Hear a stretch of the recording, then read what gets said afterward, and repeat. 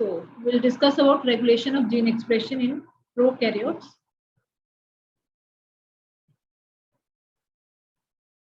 अगर हम बैक्टीरिया और आर्किया की बात करें तो उसमें जो स्ट्रक्चरल प्रोटीन्स हैं with related functions are usually encoded together within the genome in a block called an operon and are transcribed together under the control of a single promoter. So this is very interesting that structural proteins जो हैं वो एक ही operon में एक block के अंदर synthesize होते हैं और उनको कंट्रोल करने वाला ओपेरॉन प्रोमोटर जो है वो एक ही। इस टाइप ऑफ जीन को कहते हैं polycistronic gene and it result in the formation of polycistronic transcript. The promoter then has simultaneous control over the regulation of transcription of these structural genes because they will either all be needed at the same time or none will be needed. अब ये कैसे हो जाता है क्योंकि structural gene यहाँ पे बोल रहे हैं कि बैक्टीरिया के केस में वो मल्टीपल स्ट्रक्चरल जीन्स एक ही टाइम पे ट्रांसक्राइब हो जाते हैं, तो इट मींस उनकी ट्रांसक्रिप्शन और उनके ट्रांसक्रिप्शन के बाद जो प्रोटीन बनती है उसकी रिक्वायरमेंट या तो एक ही टाइम पे होती है, all be needed at the same time, और या तो नहीं होगी क्योंकि प्रमोटर जब उनको एक्टिवेट करेगा तो सारी प्रोटीन्स बनेंगी, तो या तो प्रमोटर एक्टिवेट करके सारी प्रोटीन बनाएगा या फिर कोई भी प्रोटीन नहीं बनेगी। तो ऐसा नहीं है कि एक प्रोटीन बनेगी, उसमें मल्टीपल ही प्रोटीन्स बनती हैं, तो उसको कहते हैं पॉलीसिस्टोनिक ट्रांसक्रिप्ट।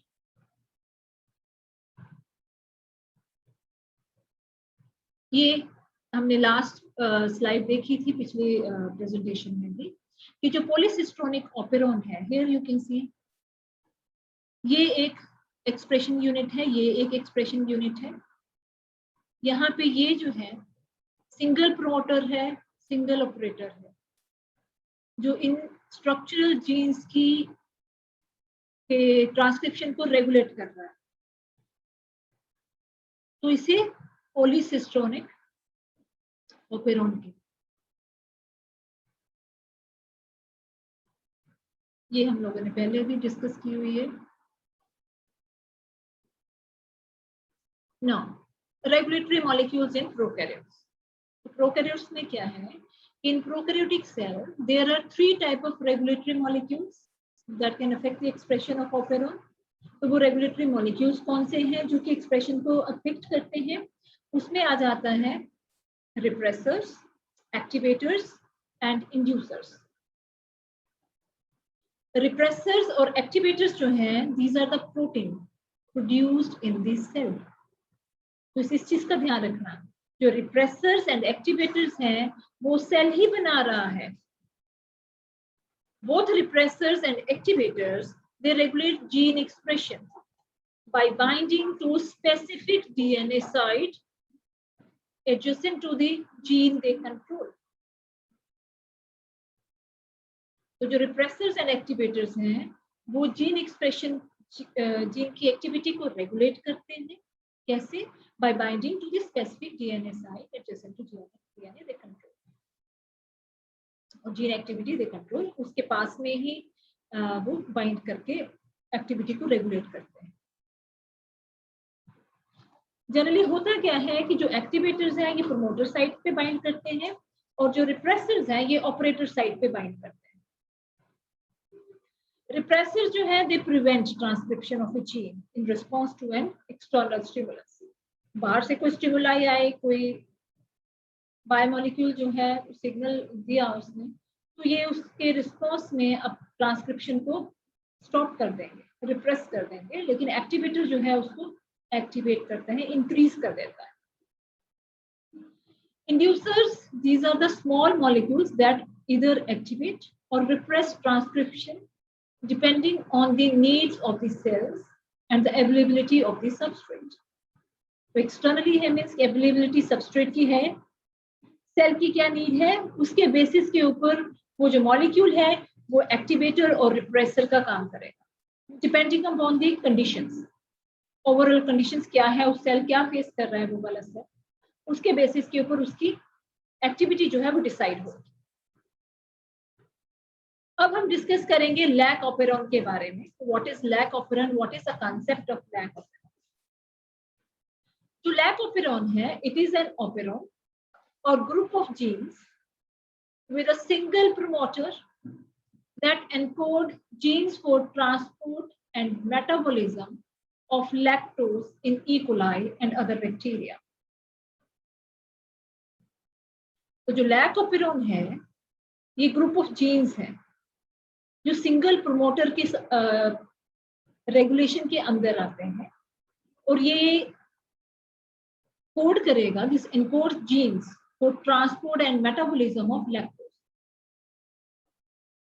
लैक्टोज का ट्रांसपोर्ट कैसे होगा, लैक्टोज कैसे मेटाबोलाइज करेगा ई कोलाई के अंदर और दूसरे बैक्टीरिया के अंदर, वो रेगुलेट करते हैं lac operon. Means lac operon है क्या, ये भी एक सीक्वेंस है उसी ऑपेरॉन की जिसमें स्ट्रक्चरल जीन्स प्रेजेंट है, प्रोमोटर है, ऑपरेटर है, रेगुलेटर जीन प्रेजेंट है। लेकिन ये जो जीन है, इसका जो एक्सप्रेशन है, वो एक्सप्रेशन रेगुलेट करता है कि लैक्टोज कैसे अंदर आएगा, उसका ट्रांसपोर्ट कैसे होगा, साथ में उसका मेटाबॉलिज्म कैसे होगा। Gene regulation जो है in prokaryotes, it can be explained with the help of lac operon model.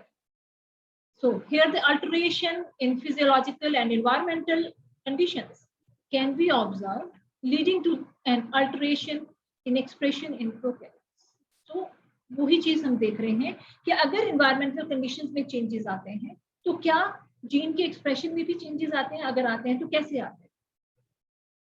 And it was observed by Jacob and Mora. अब जो लैक ऑपेरॉन है उसमें होता क्या क्या है, what is the composition of lac operon?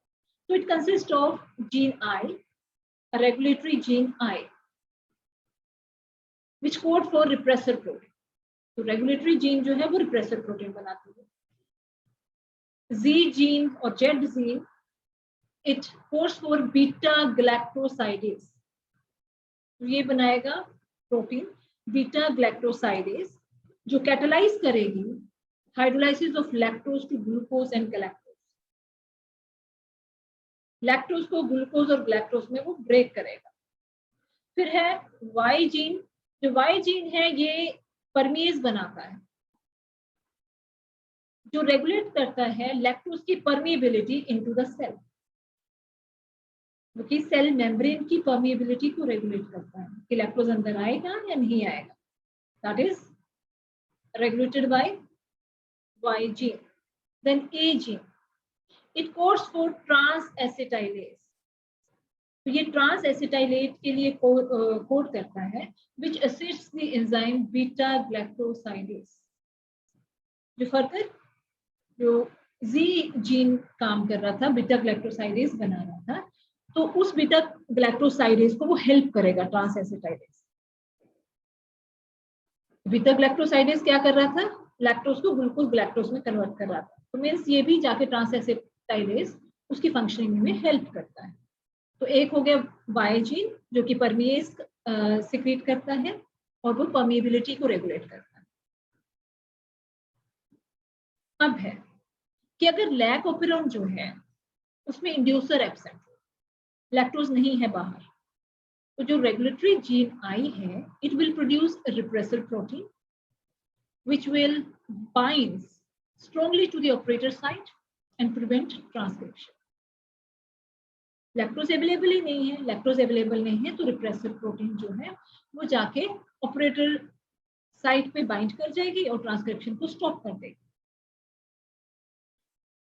जिससे कि ना तो कोई mRNA बनेगा ना ही कोई प्रोटीन सिंथेसाइज हो। लेकिन अगर लैक्टोज प्रेजेंट है which act as inducer, because this is a example of inducible operon. Lactose जो है it enters the cell and gets modified in such a way that it binds to repressor. जो repressor protein operator के साथ bind कर रखी थी, lactose जो है वो अंदर जाएगा, उस रिप्रेसर प्रोटीन के साथ बाइंड कर लेगा। अब रिप्रेसर प्रोटीन के साथ कोई भी चीज बाइंड करेगी तो उसकी कन्फर्मेशन चेंज होगी, उसकी कन्फर्मेशन चेंज होगी तो वो ऑपरेटर से निकल जाएगी, वो डिटैच हो जाएगी। Operator is therefore free, and induces RNA polymerase to bind to the initiation site on promoter. अब RNA polymerase जो है वो promoter के ऊपर जाके bind कर जाएगा और जो polycystonic sequence है mRNA की, उसकी ट्रांसक्रिप्शन जो है उसको वो अलो कर देगा। तो इससे जो भी mRNA बना उससे 3 प्रोटीन्स बनेंगे, 3 एंजाइम्स बनेंगे जो कि लैक्टोज के कैटाबोलिज्म के लिए इंपॉर्टेंट है। अब ये जो है ये डायग्रामेटिक रिप्रेजेंटेशन है, जहाँ पे इंड्यूसर प्रोटीन थी, रेगुलेटर जीन है जो रिप्रेसिबल प्रोटीन आई बनाएगा। आई जो है जो रिप्रेसर है ये बाइंड कर जाएगा ऑपरेटर के साथ। तो ये रिप्रेसर है, ये रिप्रेसर यहाँ पे ऑपरेटर के साथ बाइंड कर गया है। जब ऑपरेटर के साथ रिप्रेसर बाइंड होता है तो फंक्शन स्टॉप हो जाता है, प्रिवेंट कर दिया उसने। सेकेंड केस में क्या हुआ, लैक्टोज आ गया। ये जो इंड्यूसर है ये लैक्टोज है, सेल के अंदर लैक्टोज आ गया। अब जब लैक्टोज आया तो उसने क्या किया, इसके साथ बाइंड कर लिया, यहाँ पे इसके साथ बाइंड कर लिया। अब ये यहाँ से डिटैच हो जाएगा, रिप्रेसर प्रोटीन यहाँ से डिटैच हो जाएगा। जब रिप्रेसर प्रोटीन ऑपरेटर से डिटैच हो जाता है तो जो आरएनए पॉलीमरेज है वो प्रोमोटर रीजन के साथ बाइंड कर जाएगा।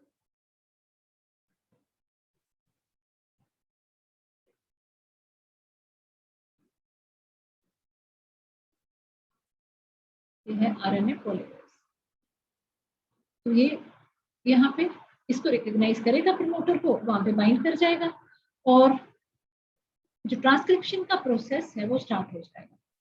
ये यूनिट जो है पॉलीसिस्टोनिक है क्योंकि उसमें 3 प्रोटीन बनेगी।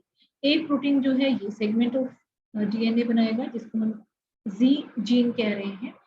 Second protein will be formed by this segment of DNA which is called as by gene and this segment will called as a gene. तो ये थर्ड प्रोटीन बनाएगा। जो Z जीन है और Z जीन है it will result in the formation of beta glycosidase. Y जो है ये परमेज बनाता है, A जो है ये ट्रांस एसिटाइलेज बनाता है। तो ये तीनों जो है वो लैक्टोज की कैटाबोलिज्म में रोल प्ले।